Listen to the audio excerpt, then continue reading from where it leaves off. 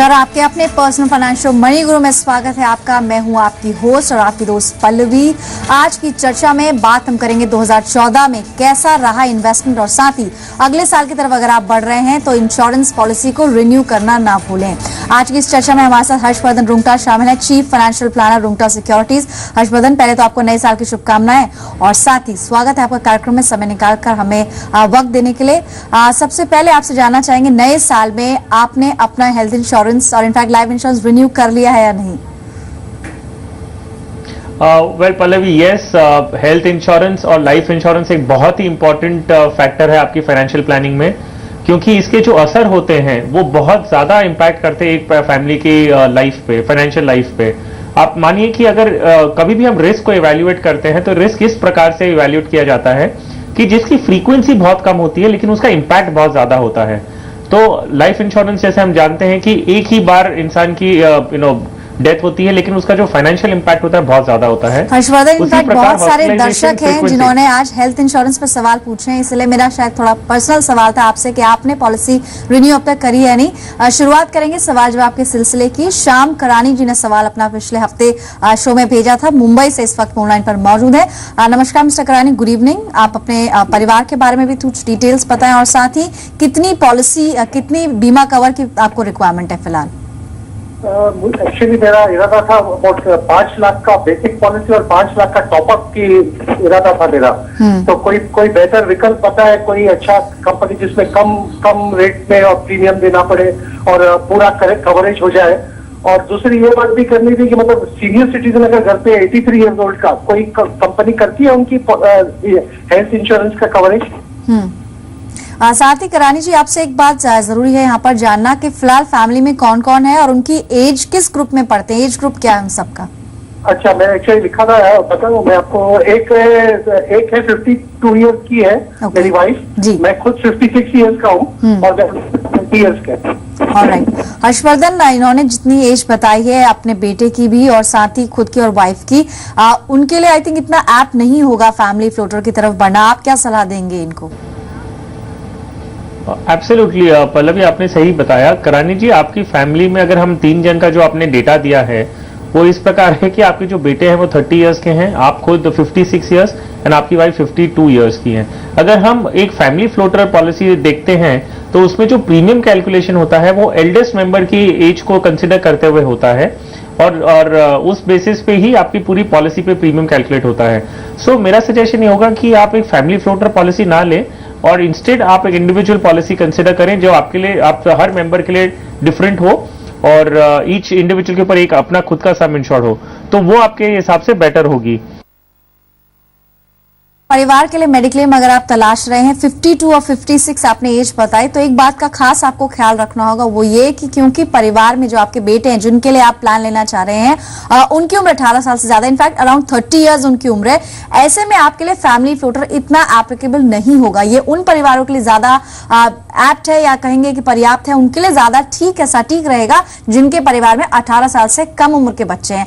आपके लिए आपने यूनाइटेड इंडिया को लेकर सवाल पूछा था, एक्सपर्ट की राय यही है कि आप अगर किसी सरकारी कंपनी से बीमा पॉलिसी लेते हैं उसमें कुछ बातों का खास ख्याल आपको रखना होगा। सब लिमिट उसमें मौजूद है, इसलिए आप निजी कंपनियों की तरफ भी रुक कर सकते हैं। इनफैक्ट हर्षवर्धन, कुछ पॉलिसीज के नाम आप इन्हें सजेस्ट करें जिनकी तरफ ये बढ़ सकते हैं आगे। वेल, ये टाटा EIG की मेडिप्राइम है और अपोलो म्यूजिक की इजी हेल्थ, ये पॉलिसीज वो कंसिडर कर सकते हैं क्योंकि इनमें जो सब लिमिट्स का क्लॉज नहीं होता, तो जो भी आपका सम इंश्योर्ड है उस लिमिट तक आप क्लेम कर सकते हैं, कोई रूम रेंट्स की लिमिट नहीं होती। तो इजी हेल्थ और साथ ही मेडी प्राइम प्लान आप जरूर चेक कर सकते हैं। जहां तक आपने यूनाइटेड इंडिया के बारे में पूछा तो उसमें आप ध्यान रखें सब लिमिट्स का, सब लिमिट को ध्यान में रखते हुए आप चॉइस कर सकते हैं। और भी बाकी उसमें कई और क्लॉजेज हैं, कई चीजें हैं, जैसे कि आप नेटवर्क आप देख सकते हैं कि उस पर्टिकुलर पॉलिसी के अंदर कौन कौन सी पॉलिसीज हैं, कौन कौन से इनफैक्ट हॉस्पिटल्स है जहां पर आपको कवरेज मिल पाएगी, और इसके अलावा एक्सक्लूजन वगैरह पर भी आप जरूर ध्यान दें। अगला सवाल लेंगे, ये सवाल महेश जी ने भेजा है पुणे से और ये म्यूचुअल फंड्स के बारे में जानना चाह रहे हैं। जहां तक इनके प्रोफाइल का सवाल है, काफी यंग है, 24 इनकी उम्र है, 3 साल के लिए निवेश करना चाहते हैं और 2000 रुपए से शुरुआत करना चाहते हैं। हर्षवर्धन, आप बिगिनर है तो क्या आप इन्हें सजेस्ट करेंगे कि ये ज्यादा रिस्क ना लेते हुए कोई बैलेंस्ड फंड की तरफ रुख करें? एब्सोल्युटली पल्लवी, अगर ये इनका अगर इन्होंने 3 साल का ऑब्जेक्टिव बताया है तो एक है कि अगर इन्हें 3 साल बाद डेफिनेटली पैसों की जरूरत है तो इन्हें एक हाइब्रिड फंड लेना चाहिए जिसमें इक्विटी और डेट का कॉम्बिनेशन दोनों होता है, लेकिन जिसमें एक डेट का कॉम्पोजिशन ज्यादा है और इक्विटी कम। सो अगर 75% आप समझिए कि डेट में होगा, बाकी 25% इक्विटी में, तो ये आईसीआईसीआई का MIP 25 प्लान सिलेक्ट कर सकते हैं। अगर कोई कारण से 3 साल का उनका एक अंदाजन है और कोई स्पेसिफिक गोल नहीं है 3 साल बाद, तो इन्हें रिवर्स करना चाहिए कि उन्हें एक ऐसे फंड में निवेश करना चाहिए जिसमें इक्विटी ज्यादा हो और डेट कम है। सो आप एक टाटा बैलेंस फंड एक ऑप्शन है जो वो सिलेक्ट कर सकते हैं। सो ये दोनों ऑप्शन हमने उन्हें दे दिए हैं। अगर स्पेसिफिक रिक्वायरमेंट है तो डेट ज्यादा होना चाहिए क्योंकि उसमें रिस्क कम होगा, और अगर स्पेसिफिक रिक्वायरमेंट 3 साल बाद नहीं है तो इक्विटी का कंपोनेंट ज्यादा होना चाहिए। इन एनी केस ये 100% इक्विटी फंड में निवेश ना करें। इनफैक्ट आपको टाटा बैलेंस्ड एक फंड बताया गया है। जहां तक इसके प्रदर्शन का सवाल है तो ये टॉप परफॉर्मिंग फंड्स में से है। साथ ही आईसीआईसीआई प्रूडेंशियल MIP 25 इस फंड को भी आप चूज कर सकते हैं। एक साल में लगभग 22% तक का रिटर्न इस पर्टिकुलर फंड ने दिया है। इन दोनों में से आप चॉइस जरूर कर सकते हैं। बिगिनर है इसलिए कम रिस्क लेने की सलाह दी जा रही है। आपके लिए कुछ और फंड्स भी हमने चुने हैं। हर्षवर्धन ने तो अपनी राय रखी, लेकिन हमने वैल्यू रिसर्च के CEO धीरेन्द्र कुमार से बातचीत की और उनसे जानने की कोशिश की कि उनकी टॉपिक्स कौन सी हैं। आइए सुनते हैं। अच्छा बैलेंस फंड, जो कि मुझे लगता है कोई आम निवेशक जो कि लंबे समय तक निवेश करे और उसकी शुरुआती निवेश होनी चाहिए। मुझे लगता है आईसीआईसीआई प्रूडेंशियल का बैलेंस्ड एडवांटेज फंड या HDFC का बैलेंस फंड या टाटा का बैलेंस फंड। अच्छा इक्विटी फंड ढेर सारे हैं और मुझे अगर चुनाव करना हो वैसे फंड का जिनका 10 साल का ट्रैक रिकॉर्ड हो, जो हमारे टॉप रेटेड, जो हमारे रेटिंग पे 5 स्टार या 4 स्टार फंड है, उसमें भी रिलेटिवली स्टेबल फंड्स का अगर चुनाव करना हो तो आईसीआईसीआई प्रूडेंशियल का डायनामिक एडवांटेज, फ्रैंकलिन का प्राइमा प्लस या HDFC का इक्विटी फंड, ये कुछ अच्छे विकल्प हैं। Mid and small cap fund aggressive portfolio बनाने के लिए ये बड़ा अच्छा विकल्प हो सकता है। इसमें भी ढेर सारे ऑप्शंस हैं, लेकिन मेरी सलाह होगी कि अगर एक निवेशक जो कि एक बजट निवेशक है, आप केवल साल में लाख रुपया या 1.5 लाख रुपया निवेश कर सकते हैं और आप इस निवेश करने से आपको अगर टैक्स की छूट मिलती है तो टैक्स सेविंग फंड आप बिल्कुल ना भूलें। बल्कि आप किसी फंड में निवेश नहीं करते हैं और केवल एक टैक्स सेविंग फंड में सालाना 1.5 लाख रुपए अगर आप निवेश करते हैं और कई सालों के लिए अगर आप निवेश कर रहे हैं, तो अब तो समय कम रह गया है, केवल 3 महीना ही है। तो अगर आप 50-50 हज़ार रुपये अगले 3 महीने तक करें और उसके बाद हर महीने नियमित रूप से अगर आप 12-12.5 हज़ार रुपये अगर करते हैं, जिससे कि आपका 1.5 साल का निवेश पूरा हो पाएगा, जिसपे आपको टैक्स की छूट मिलेगी। एक तो लगाया हुआ 1.5 लाख रुपया ये आपकी आमदनी से घटा दिया जाता है आपका टैक्स जोड़ने के लिए, और अगर आप 10 साल तक लगातार करते हैं तो मुझे लगता है कि ये एक बहुत बड़ा सप्लीमेंट्री रिटायरमेंट कॉर्पस बिल्ड हो सकता है।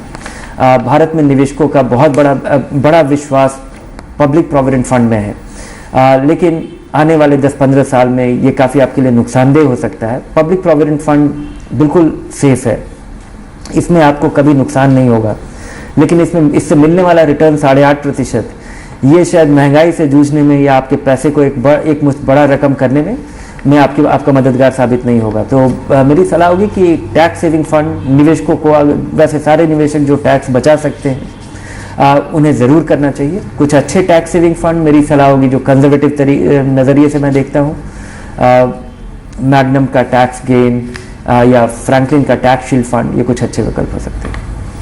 तो अलग अलग कैटेगरीज में से आपको फंड्स चुन के बताए धीरेन्द्र ने। वैल्यू रिसर्च की पिक्स रहेंगी। अगर आप टैक्स बचाने की सोच रहे हैं वहां पर भी फंड्स आपको सजेस्ट किए गए हैं, लेकिन शुरुआत करेंगे बैलेंस फंड्स के साथ। अगर प्रदर्शन देखें तो आईसीआईसीआई बैलेंस ने पिछले 3 साल में लगभग 27% तक का रिटर्न दिया। HDFC बैलेंस में भी लगभग 26% का रिटर्न देखने को मिला। टाटा बैलेंस फंड 27.5% तक का रिटर्न देखने को मिला है। इक्विटी फंड्स में चॉइसेस बहुत सारी हैं, लेकिन जो शॉर्ट लिस्टेड फंड्स है वैल्यू रिसर्च की तरफ से, उनमें आईसीआईसीआई डायनामिक शामिल है, फ्रैंकलिन प्राइमा प्लस और HDFC इक्विटी। ये टॉप परफॉर्मिंग फंड्स रहे 2014 में और साथ ही 2015 में भी आप इनमें निवेश कर सकते हैं। टैक्स बचाने के लिए बहुत कम समय रह गया है, इसलिए 2 फंड्स आपको चूज करके दिए जा रहे हैं। ELSS फंड्स की बात करें तो SBI टैक्स गेन में लगभग 27.5% आपको रिटर्न देखने को मिला। फ्रैंकलिन टैक्स शील्ड में, जो कि एक और अच्छा टॉप परफॉर्मिंग फंड है, लगभग 28% तक का रिटर्न देखने को मिला है। इस पूरी बातचीत को आप देख पाएंगे कल शाम 6:30 बजे। हमारे कुछ और खास मेहमान भी होंगे, खास पेशकश लेकर हम हाजिर होंगे आपके सामने कल शाम 6:30 बजे। बजे हमारे साथ 3 एक्सपर्ट्स होंगे, Dhirendra Kumar, CEO value research, साथ ही सिमन Shukla, associate director Edelweiss AMC, और सुनील सुब्रमण्यम होंगे, डेप्यूटी सीईओ सुंदरम म्यूचुअल, अपनी राय रखने के लिए।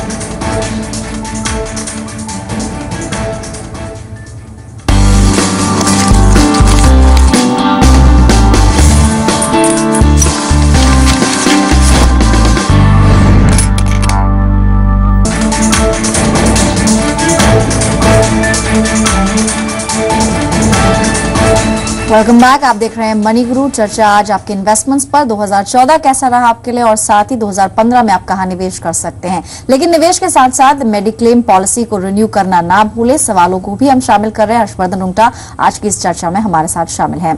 हर्षवर्धन, कुछ और सवाल हैं आपके लिए। अगले दर्शक सतीश पटेल हैं जो जुड़े हैं रायगढ़ छत्तीसगढ़ से, इस वक्त फोन लाइन पर मौजूद है। नमस्कार मिस्टर पटेल, अपना सवाल बताएं। जी मैम नमस्ते।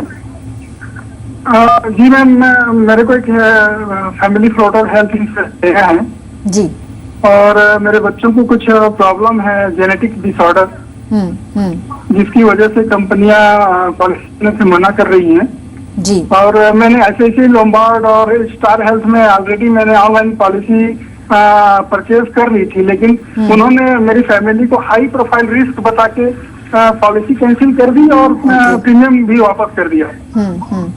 आईसीआईसी लोम्बार्ड के अलावा आपने और कौन सी क्या किसी सरकारी बीमा पॉलिसी भी आपने लेने की कोशिश की है, या सिर्फ प्राइवेट प्लेयर्स की तरफ ही आपने रुख किया है? जी अभी तक तो प्राइवेट कंपनी की तरफ ही देख रहा था, और सरकारी कंपनी में अभी तक मैंने कोई सर्च नहीं किया है। ठीक है, ओके। और जैसा बताया सतीश आपने, ये हेरिडेटरी प्रॉब्लम है, यानी कि कुछ ट्रेट्स आपके, जैसे आपने मेल में लिखा था कि पेरेंट्स के अंदर भी दिखे हैं, और इस वजह से ही कंपनियों का कहना है कि हाई रिस्क केस है, हाई प्रोफाइल, इसमें इसलिए कवर देने में वो ज्यादा कंफर्टेबल महसूस नहीं कर रहे हैं। बने रहे फोन लाइन पर। हर्षवर्धन आपकी प्रॉब्लम का कुछ सोल्यूशन देने की कोशिश जरूर करेंगे। हर्षवर्धन, प्रॉब्लम आपने सुनी, अब सोल्यूशन आप बताएं। वेल सतीश जी, अगर हम करंट आपकी मेडिकल सिचुएशन देखें, और ये मुश्किल है कि आपको कोई भी मेडिक्लेम पॉलिसी मिलेगी। इंश्योरेंस एज ए मैकेनिज्म जो है वो ये है कि एक अनसर्टेनिटी होती है कि एक हॉस्पिटलाइजेशन शायद होगा या नहीं होगा। अगर ये चीज की प्रोबेबिलिटी है और अनसर्टेनिटी है तो ही इंश्योरेंस कंपनी आपको पॉलिसी इशू करती है। अब एक मान लीजिए कि इंश्योरेंस कंपनी प्रीमियम के नाम पे आपसे 10 लाख के कवर के लिए आपसे सालाना लगभग 7,500 रुपए अगर आपसे लेती है, तो एक प्रोबेबिलिटी होनी चाहिए कि क्लेम आएगा या नहीं आएगा। आपके केस में एक श्योरिटी है कि आगे जाते हुए क्लेम आएगा ही पॉलिसी में, तो कोई भी कंपनी आपसे 7,500 रुपए लेके 10 लाख का कमिटमेंट नहीं करेगी। जो आपके पास ऑप्शंस अवेलेबल हैं वो मेडिक्लेम के जरिए तो आप कोई भी इंश्योरेंस पॉलिसी के जरिए नहीं कर सकते। आप एक ही सलाह मैं आपको दे सकता हूं कि आप एक मेडिकल फंड अभी से क्रिएट करना शुरू कर दें, और आगे जाते हुए उसी में से आपको अपना इंश्योरेंस, या जो भी आप वर्ड दे दें उसे आप एक इंश्योरेंस समझ के अपना जो मेडिकल के खर्चे हैं वो फुलफिल कर सकते हैं।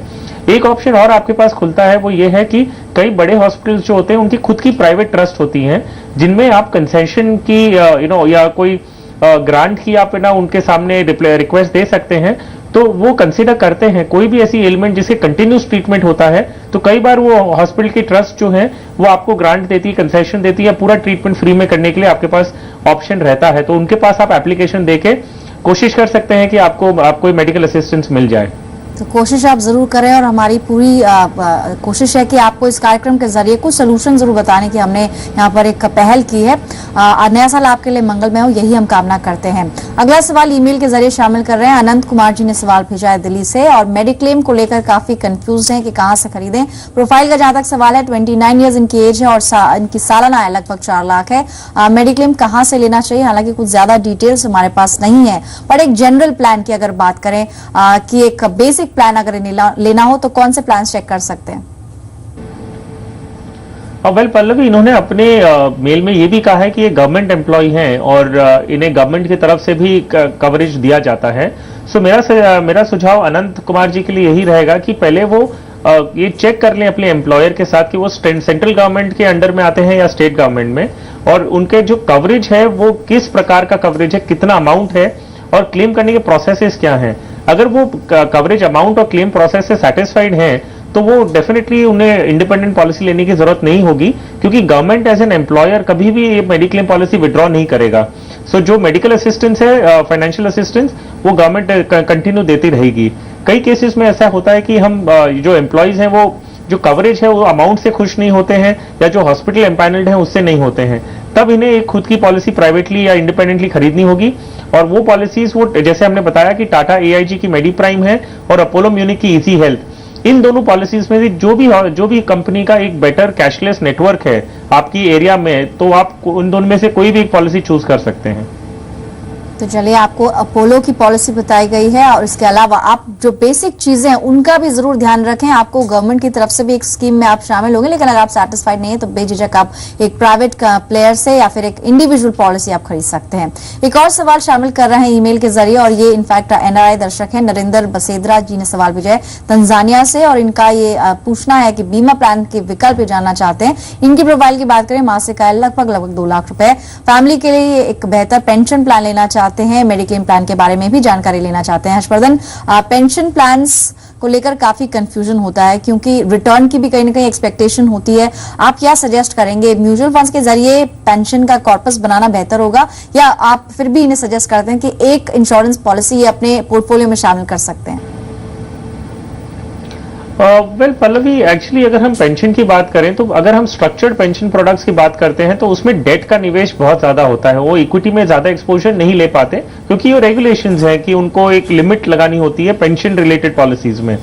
तो और इनका फंक्शनिंग ऐसा होता है कि आप आज पॉलिसी खरीदते हैं और जो वेस्टिंग डेट होती है, जब आप रिटायर होने की सोचते हैं, जब से पेंशन शुरू होना है, वो वेस्टिंग डेट होती है, उस पर आपको 1/3 जो भी आपका कॉर्पस इकट्ठा हुआ है उसका 1/3 आप विड्रॉ कर सकते हैं। 2/3 आपको एक पेंशन कंपलसरी एक इमीडिएट एन्युटी में कन्वर्ट करना होता है, और आपको फिर एक जो भी पेंशन अमाउंट ऑप्शन चूज करते हैं उसके बेसिस पे आपको पेंशन आना शुरू हो जाता है। सो ये एक तरीका है जिसमें आप अपना पेंशन इकट्ठा कर सकते हैं। और दूसरा ऑप्शन, जैसे आपने भी बताया कि आपको अगर एक कॉर्पस इकट्ठा करना है तो आप म्यूचुअल फंड के जरिए भी कर सकते हैं, जिसमें कितना अमाउंट डेट में जाएगा, कितना इक्विटी में जाएगा, वो आपके कंट्रोल में होता है। और वो लॉन्ग टर्म की अगर आप बात करें तो equity as an asset class ज्यादा बेटर रिटर्न देता है, तो आपका कॉर्पस रिटायरमेंट पे ज्यादा बड़ा इकट्ठा होगा, और वही कॉर्पस आप रिटायरमेंट के टाइम पे निकाल के आप उसे अगर एक फिक्स डिपॉजिट या टैक्स फ्री बॉन्ड्स अगर इनमें निवेश करते हैं तो आपको रेगुलर इंटरेस्ट जो आता है वो पेंशन के रूप में ही आप उसे पेंशन कंसिडर कर सकते हैं। सो अगर उन्हें पेंशन पॉलिसी स्पेसिफिकली चाहिए तो HDFC या SBI की पेंशन पॉलिसीज देख सकते हैं, नहीं तो मेरा पहला ऑप्शन इनके लिए ये रहेगा कि एक इंडिपेंडेंट इन्वेस्टमेंट प्लान बनाएं, म्यूचुअल फंड के जरिए इकट्ठा करें पैसे, और रिटायरमेंट के टाइम पे वही पैसे बैंक के fix deposit, tax free bonds या NCDs या कोई भी ऐसे फिक्स्ड इंटरेस्ट जिसमें आप मिलता हो वो प्रोडक्ट में निवेश करें। जो इंटरेस्ट आता है उसे वो पेंशन समझ लें, तो वो इनके लिए ज्यादा बेहतर होगा। पॉलिसी के अलावा आप म्यूचुअल फंड्स के जरिए भी कमा सकते हैं मुनाफा, और इनफैक्ट आपको 2014 में जो टॉप परफॉर्मिंग फंड्स हैं वो बता देते हैं। एक साल के अंदर सुंदरम स्माइल ने 100% से ऊपर का रिटर्न दिया है। साथ ही SBI small and mid cap ने भी कम से कम 102% तक का रिटर्न इस साल में दिया है। साथ ही DSP black rock micro cap fund एक ऐसा रहा जिसने लगभग 100% तक का रिटर्न दिया। अलग अलग कैटेगरीज में आपको हम फंड्स बता रहे हैं। Top mid small cap funds में बिजला सन लाइफ का प्योर वैल्यू चौथे नंबर पर रहा, 97% तक का रिटर्न इसे एक साल में मिला। रिलायंस स्मॉल कैप 5वें नंबर पर रहा।